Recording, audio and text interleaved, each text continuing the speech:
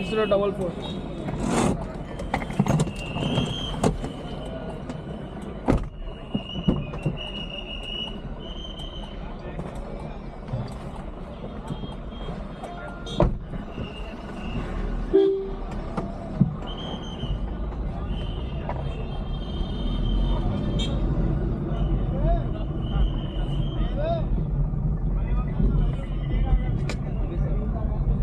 ओ खटियो का ना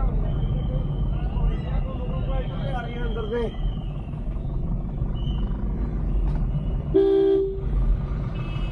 हाँ बोलो।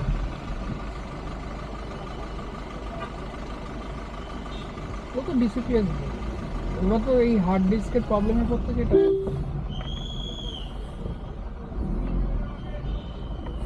না না কিছু না না কিছু না।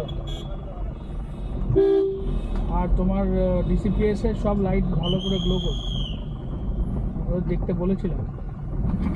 কারণ অনেকটাই ডিসিপিএস এর বা ওই ডিফারেন্সের প্রবলেম হলে যেরকম থাকে না, মানে পিডিএস কানেক্টর খুলে দিলে যেরকম থাকে, পিডিএস কানেক্টরটা ছবি তুলে পাঠিয়েছে লাগানো, ওরকম আসছে।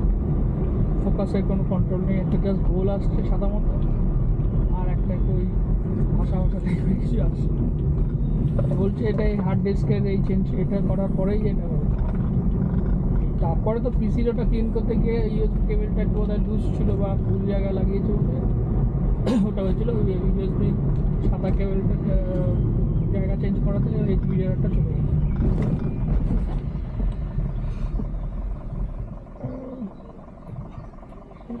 এখন প্রবলেমটা হচ্ছে এই একটা কিছু অন্য কাজ করার জন্য অন্য প্রবলেম হয়, কিন্তু সেটাকে তো এখন জাজ করা মুশকিল না।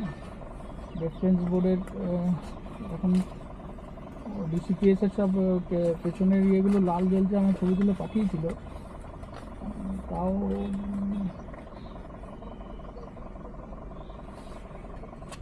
না না না চলেছে তো, ওটা তো তোমার 1 বছর ওপর হয়ে গেছে।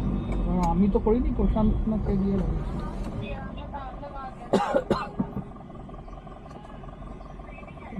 আমি ট্রাভেল শুটিংটা আমি আর প্রশান্ত দুজনে গেছিলাম, তারপরে ও লাগাতে পারে প্রশান্ত গিয়ে একা লাগিয়েছে।